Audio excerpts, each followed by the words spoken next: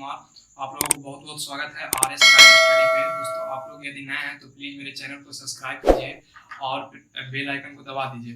दोस्तों आज हम आप लोगों को बायोलॉजी के चैप्टर 4 के जो ऑब्जेक्टिव वीवीआई है बोर्ड एग्जाम के लिए उसको आज हम करवाने वाले हैं। दोस्तों चैप्टर 4 में जो पढ़ना है आनुवंशिकता एवं जैव विकास है, ठीक है। तो चलिए इस ऑब्जेक्टिव को हम क्या करते हैं, स्टार्ट करते हैं। दोस्तों क्वेश्चन नंबर यहाँ फर्स्ट में जो कहा गया है कि मेंडल ने, ठीक है, मेंडल ने अपने आनुवंशिकता के प्रयोग के लिए किस पौधा का उपयोग किया था, ठीक है। यहाँ पे ऑप्शन दिया गया है, ए में मटर, बी में गुलाब, सी में शीशम और डी में नीम। तो दोस्तों यहाँ पे जो मेंडल थे, मेंडल अपना जो आनुवंशिकता का प्रयोग कर रहे थे तब मटर का पौधा का उपयोग किए थे। किस पौधा का उपयोग किए थे? तो मटर का पौधा का उपयोग किए थे। उसके बाद दोस्तों क्वेश्चन नंबर सेकंड में बढ़ते हैं। क्वेश्चन नंबर सेकंड में कहा गया है द ऑरिजिन ऑफ स्पाइस किसकी रचना है, यानी कौन से वैज्ञानिक जो थे द ऑरिजिन ऑफ स्पाइस के रचना किए थे। तो आपको दोस्तों याद रखना है कि जो डार्विन थे द ऑरिजिन ऑफ स्पाइस नामक किताब की क्या किए थे, तो रचना किए थे, ठीक है, आपको याद रहेगा। उसके बाद दोस्तों आगे बढ़ेंगे तो यहाँ पे ध्यान दीजिएगा कि जीन जो शब्द है वो कौन वैज्ञानिक प्रस्तुत किए थे, ठीक है। क्वेश्चन का कहने का अर्थ ये हुआ कि जो जीन शब्द है वो किसने प्रस्तुत किया था। तो याद रखिएगा कि जोहानसन जो थे जीन शब्द का प्रयोग किए थे, ठीक है, आपको याद रहेगा। दोस्तों अब नेक्स्ट क्वेश्चन में बढ़ेंगे तो नेक्स्ट क्वेश्चन में कहा गया है कि द माइक्रोग्राफिया, ठीक है, माइक्रोग्राफिया किसने लिखा था। जो दोस्तों यहाँ पे ध्यान दीजिएगा, कहा गया कि द माइक्रोग्राफिया किसने लिखा था। तो दोस्तों जो द माइक्रोग्राफिया लिखे थे वो कौन लिखे थे दोस्तों, तो डार्विन लिखे थे। कौन लिखे थे? डार्विन लिखे थे, ठीक है। चलिए इसको एक स्क्रीनशॉट आप लोग कर लीजिए, उसके बाद आगे बढ़ते हैं। चलिए दोस्तों अब आगे बढ़ते हैं। क्वेश्चन नंबर 1 के तक करा दिए, 5 तक करा दिए।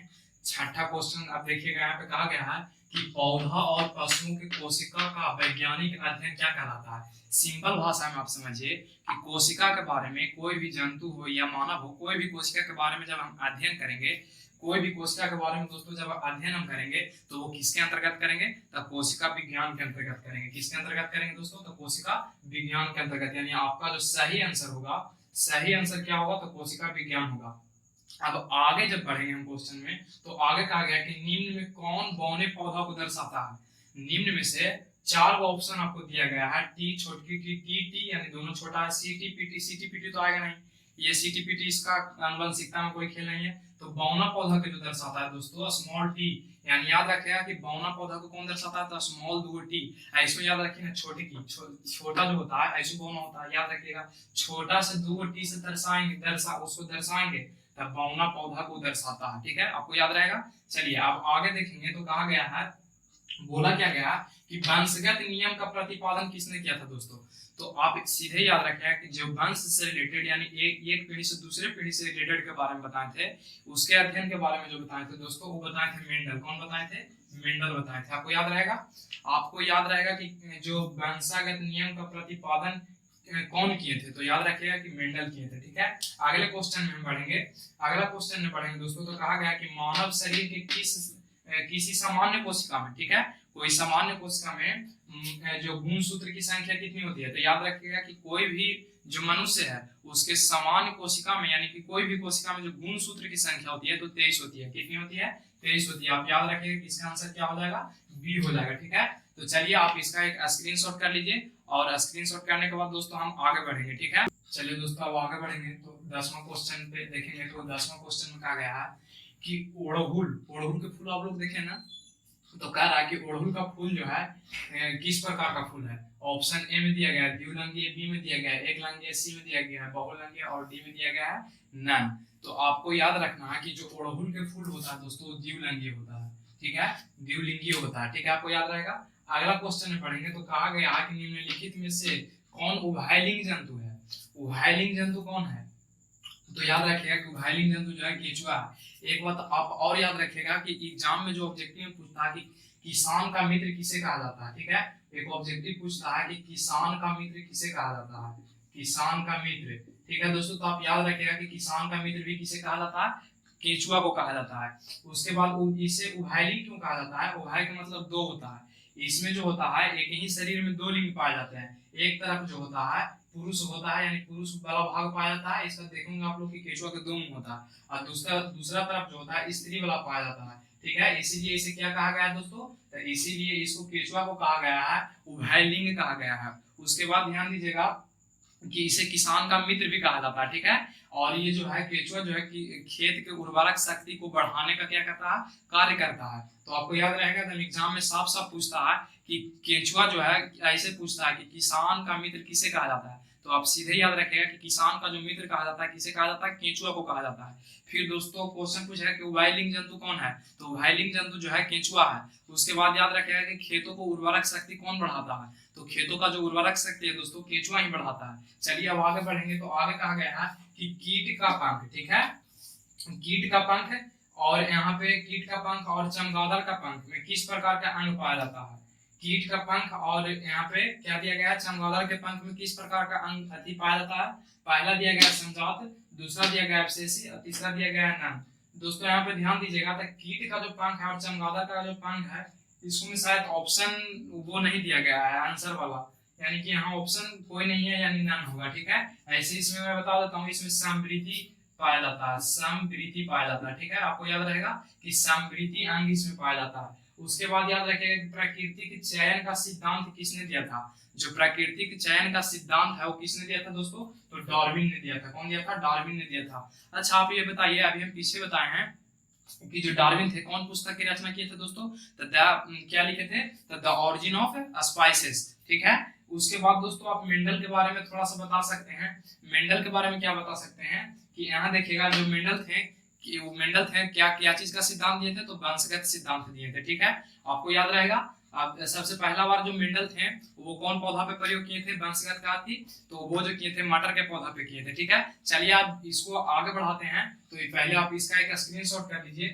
चलिए दोस्तों अब आगे बढ़ेंगे तो क्वेश्चन नंबर 14 में देखिएगा कहा गया कि गुणसूत्र का खोज किस वर्ष में हुआ था। गुणसूत्र का जो खोज हुआ था यानी किस ईस्वी में हुआ था, तो याद रखिएगा कि 1875 ईस्वी में हुआ था। कब हुआ था, गुणसूत्र का खोज कब हुआ था दोस्तों, तो 1875 ईस्वी में हुआ था। उसके बाद आगे देखिएगा तो गुणसूत्र बने होते हैं, यानी गुणसूत्र जो होता है किसका किसका मिश्रण से बना हुआ होता है, तो याद रखिएगा यहाँ पे जो गुणसूत्र बना होता है दोस्तों डीएनए और प्रोटीन दोनों का बना होता है, यानी कि यहाँ जो आंसर हो जाएगा क्या हो जाएगा, सी हो जाएगा दोनों, यानी कि गुणसूत्र किसका किसका बना होता है, तो डीएनए और प्रोटीन का बना होता है, ठीक है, याद रहेगा। चलिए आगे बढ़ेंगे तो क्वेश्चन नंबर 16 में यहाँ पे देखिए कहा गया है कि मनुष्य में लिंग निर्धारण करता है, यानी मनुष्य में जो लिंग निर्धारण करता है वो कौन करता है। ऑप्शन ए में दिया गया है ऑटोसोम, बी में दिया गया है लिंक क्रोमोसोम और सी में दिया गया है नन। तो यहाँ पे याद रखिएगा कि जो मनुष्य में लिंग निर्धारण करता है वो करता है लिंग क्रोमोसोम, याद रहेगा आपको लिंग क्रोमोसोम, ठीक है। उसके बाद आगे बढ़ेंगे हम क्वेश्चन नंबर 17 में कहा गया है कि गुणसूत्र कहाँ पाया जाता है। गुणसूत्र जो है दोस्तों कहाँ पाया जाता है, तो याद रखिएगा कि गुणसूत्र जो पाया जाता है वो कहाँ पाया जाता है, केंद्रक में पाया जाता है। अच्छा चलिए आप लोगों को हम बताए थे पिछले वीडियो में कि उत्तक, उत्तक के बारे में बताए थे। आप लोग बता सकते हैं कि रक्त जो है, रक्त एक प्रकार का क्या है दोस्तों, तो उत्तक है। आप कहेंगे कि हम पूछ देंगे, मान लिया जाए या एग्जाम में पूछ जाए कि रक्त सेल जो है कितने प्रकार का होते हैं, तो 2 प्रकार के होते हैं, मैं बताया था आरबीसी और डब्ल्यूबीसी। आरबीसी का जीवन काल कितना है दोस्तों, तो 120 दिन होता है। डब्ल्यूबीसी का जीवन काल कितना होता है, तो 12 से 20 दिन बताए थे। यानी उत्तक, याद रखिएगा कि रक्त भी एक प्रकार के क्या है, तो उत्तक है। उत्तक के बारे में जान बता दिया थोड़ा सा, यानी एक ही क्वेश्चन को बार बार रिपीट करते रहिए दिमाग में, तभी एग्जाम में एक भी क्वेश्चन नहीं छूटेगा, ठीक है ना। तो चलिए इसका आप लोग एक स्क्रीनशॉट कर लीजिए। उसके बाद हम दोस्तों आगे बढ़ते हैं। आगे बढ़ने से पहले इसका, चलिए दोस्तों अब आगे बढ़ेंगे तो यहाँ पे क्वेश्चन नंबर 20 में हम आ गए हैं। क्वेश्चन नंबर 20 में कहा गया है एकदम जितना बार जो क्वेश्चन बोर्ड एग्जाम में पूछा गया है उसी क्वेश्चन को हम यहाँ पे करवा रहे हैं ताकि एग्जाम में ना छूटे। और दोस्तों बोर्ड एग्जाम में ही होता है, 10वां के बोर्ड एग्जाम में, बिहार बोर्ड के एग्जाम में ही होता है कि जो क्वेश्चन लगातार पिछले 10 साल से पूछा हुआ है वही क्वेश्चन क्या करेगा, रिपीट करेगा, क्योंकि पढ़ना वही है, वही चीज पढ़ना है तो रिपीट कहाँ से होगा, वही क्वेश्चन रिपीट होगा। इसलिए आप लोग इसको एकदम गौर से देखिए, ध्यान से देखिए, इससे ज्यादा ऑब्जेक्टिव नहीं पूछेगा कि इसमें तो अनुवंशिकता एवं जैव विकास में, ठीक है। यदि वीडियो अच्छा लगेगा तो एकदम लाइक शेयर करते रहिए, ठीक है ना, क्योंकि दोस्तों जब तक आप लाइक शेयर नहीं करिएगा जब तक मजा नहीं आएगा, ठीक है। यदि चैनल पे जो नए हैं और इस वीडियो को देख रहे हैं प्लीज चैनल को आप लोग सब्सक्राइब कीजिएगा, ठीक है, ताकि जो मेरा नया वीडियो होगा वो आप लोग देख सकें। चलिए दोस्तों यहाँ पे बढ़ेंगे तो क्वेश्चन नंबर 20 में कहा गया कि मानव शरीर में जीन की संख्या कितनी होती है। मानव शरीर में जो जीन की संख्या होती है लगभग होती है दोस्तों 30 से 40 हजार के बीच होता है। कितना होता है, 30 से 40 हजार के बीच होता है। आपको याद रहेगा कि मानव शरीर में जीन की संख्या कितनी होती है, तो 30 से 40,000 के बीच में होता है। उसके बाद यहाँ पे देखिएगा कि जीवन की उत्पत्ति के समय पृथ्वी पर का जो वातावरण था कैसा था। जब जीवन की उत्पत्ति हुई थी तो जो पृथ्वी था, जो हम लोग जिस पे रह रहे हैं, वहाँ का वातावरण कैसा था दोस्तों, तो याद रखिएगा कि अपचायक था। कैसा था, अपचायक था, ठीक है ना। उसके बाद जब आगे बढ़ेंगे तो कहा गया अफ्रीकी मानव का संबंध किससे है। अफ्रीका में आप लोगों को पता है कि बहुत से देखेंगे, आप लोग देखेंगे तो ब्लैक वहाँ सबसे ज्यादा रहता है। तो यहाँ क्वेश्चन कहा गया दोस्तों कि अफ्रीकी मानव का जो संबंध है किससे है। वैसे तो सब मानव का जो संबंध है किससे है, तो चिंपैंजी से है। हम लोगों को माना जाता है कि हम लोगों का पूर्वज था, कौन था, चिंपैंजी था। चिंपैंजी से हम लोग धीरे धीरे विकास करके किस में बदले, तो मानव में बदले। तो उसी प्रकार से यहाँ क्वेश्चन दिया गया कि अफ्रीकी मानव का संबंध किससे है। तो अफ्रीकी मानव का संबंध दोस्तों चिंपैंजी से है। यहाँ ऑप्शन दिया गया है चिंपैंजी, बंदर ना। तो आप बंदर नहीं मारिएगा। कितना का माइंड में चल रहा होगा कि हम लोग बंदर के प्रजाति हैं, बट हम लोग बंदर के प्रजाति नहीं है। किसका प्रजाति है, तो चिंपैंजी का प्रजाति है, ठीक है। तो यहाँ पे आंसर कौन हो जाएगा, चिंपैंजी हो जाएगा, ठीक है। उसके बाद दोस्तों आगे बढ़िएगा तो कहा गया कि पुरुष के गुणसूत्र होता है, यानी पुरुष में जो है गुणसूत्र, कौन गुणसूत्र पाया जाता है। तो याद रखिएगा कि जो पुरुष में गुणसूत्र पाया जाता है दोस्तों, वो पाया जाता है, क्या पाया जाता है, आप लोग कमेंट बॉक्स में जरूर छापिए। यहाँ पे देखिए ऑप्शन दिया गया है XY, XX और दोस्तों नन दिया गया है। प्लीज इसका आंसर आप लोग कमेंट बॉक्स में जरूर छापिए ताकि एकदम मजा आए, पढ़ने में मजा आए। दोस्तों ये जितना भी क्वेश्चन पूछा गया है सब कहीं ना कहीं 2011, 18 सब में पूछा गया है। वही क्वेश्चन को यहाँ क्या करा रहे हैं, रिपीट करा रहे हैं, ठीक है, ताकि आपको बोर्ड एग्जाम में कोई परेशानी ना हो। तो यहाँ पे ध्यान दीजिएगा कि पुरुष के गुणसूत्र की जो संख्या है दोस्तों, वो कितने कौन है, तो XY है, ठीक है। यदि महिला के पूछता दोस्तों कि महिला के जो गुणसूत्र की संख्या क्या है, तो XX है। ध्यान में रहेगा कि महिला में क्या पाया जाता है, तो XX पाया जाता है।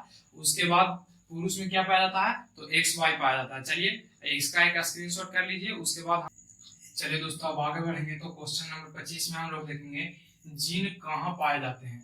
जो जीन है वो कहाँ पाया जाता है, तो जीन जो है गुणसूत्र में पाया जाता है। कहाँ पाया जाता है, गुणसूत्र में पाया जाता है, ठीक है। आपको याद रहेगा कि जीन कहाँ पाया जाता है दोस्तों, तो गुणसूत्र में पाया जाता है। उसके बाद 26 क्वेश्चन में कहा गया है कि कोशिका का अभिकल्प का आधारभूत क्या होता है, यानी कोशिका के जो सबसे आधारभूत होता है वो क्या होता है, तो केंद्रक होता है, ठीक है। अभिकल्प आधारभूत पूछेगा तो क्या मानेंगे, केंद्रक मानेंगे, ठीक है। उसके बाद क्वेश्चन नंबर 27 में कहा गया है कि मेंडल के, ठीक है, एकक संकरण प्रयोग के दौर F2 पीढ़ी के में लंबे एवं बौने पौधे का लक्षण प्रारूपी अनुपात क्या है।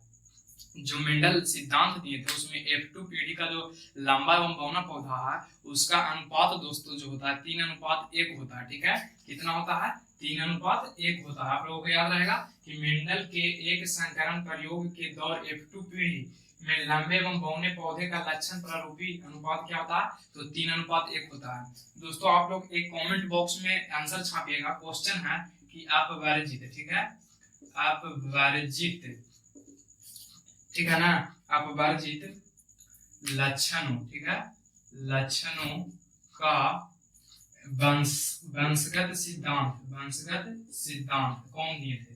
ये क्वेश्चन है, ये आप लोग बताइएगा, एक कमेंट बॉक्स में इसका आंसर आप लोग छापिए। ये आप लोगों के लिए क्वेश्चन है कि अपवार्जित लक्षण का वंशगत सिद्धांत कौन दिए थे, ठीक है। आपको इसका आंसर जो है कमेंट बॉक्स में छापना है। और ये जो अनुवंशिकता एवं जैव विकास चैप्टर है, ये आपका इसका जो ऑब्जेक्टिव है पूरा दोस्तों कंप्लीट हो गया है। चलिए मैं यहीं वीडियो को अब क्या करता हूँ, तो स्टॉप करता हूँ। इसका एक आप स्क्रीनशॉट ले लीजिए पहले। चलिए दोस्तों आशा होगा कि आप स्क्रीनशॉट कर लिए होंगे। और यदि वीडियो अच्छा लगेगा तो ज्यादा से ज्यादा शेयर कीजिएगा, लाइक कीजिएगा। चलिए जय हिंद।